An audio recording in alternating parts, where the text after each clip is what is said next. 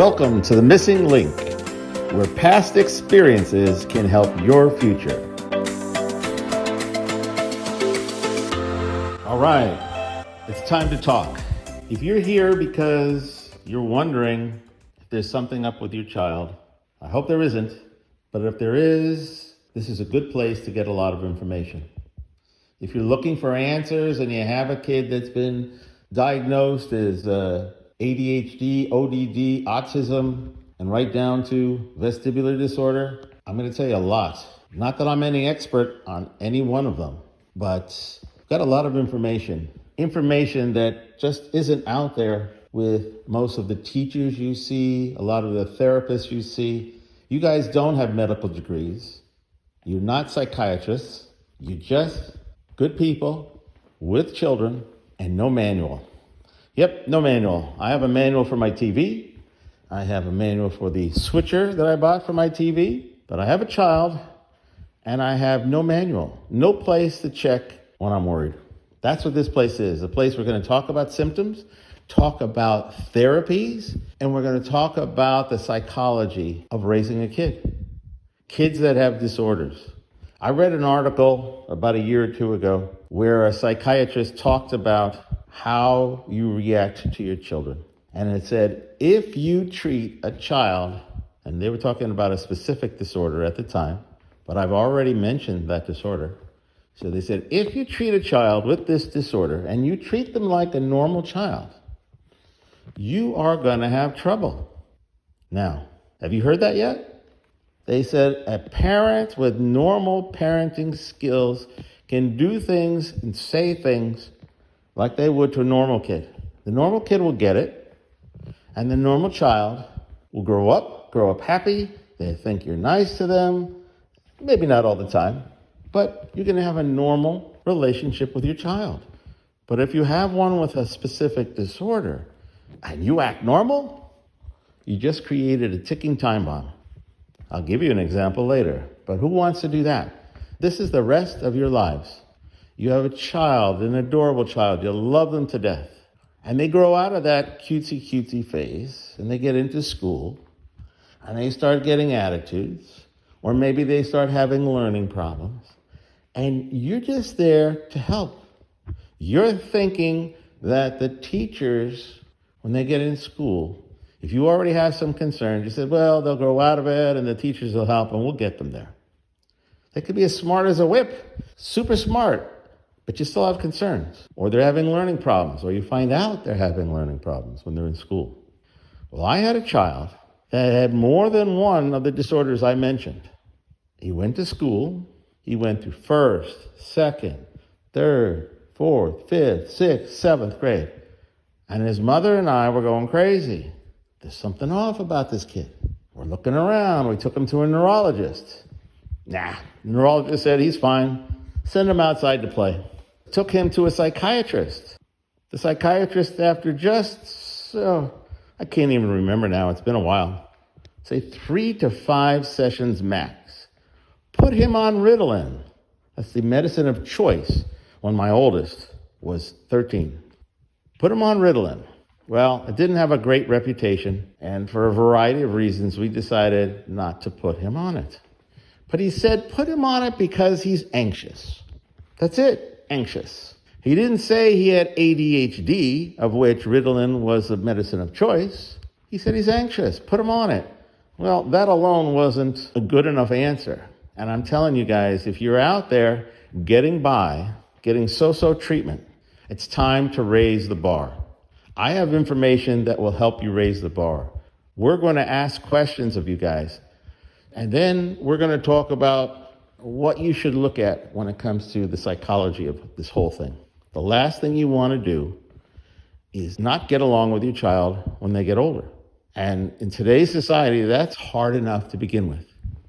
But a child with a disorder will not see things, and it's written, will not see things or perceive things quite like we do. That's another problem. And you guys probably don't realize it. And what I want you to get to know is the child's body, because we get frustrated by our kids. they're too anxious, they don't explore enough. There's always something where we probably feel they're off. And we're going to push them to do that. Whether it's do more or do less, we're going to push them. And if your spouse sat around and said, you know what?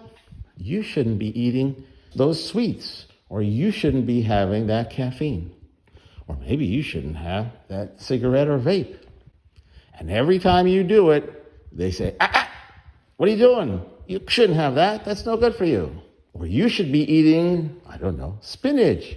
Pick something they don't like.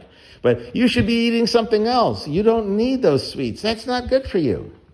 After a day, let alone a month or a year or 10 years of telling that kid, don't do that, they're not thrilled with you. And guess what? The reason they want to go out and run, or the reason they want to spin, or the reason they don't want to walk or play games outside is something you don't understand and something they don't want to do because you're trying to tell them to do the opposite. They're driven to eat the candy. They're driven to have the caffeine. Guys, I'm going to show you another way of looking at your kids. I want you to find a way to understand your kids, and I guarantee you, you're not thinking of it right. At least not many of you. All I want to tell you is I have a story I was told about a kid who was looking to drive, a kid who was being taught by his father, a kid who couldn't drive a straight line, and the father's father had a drinking problem. And he thought his kid had a drinking problem. Boy, was he pissed. You think that helped their relationship? He wasn't drinking. He had a disorder. I had a son that would walk in a parking lot. We thought he was going to get hit by the cars. Look around. What are you doing?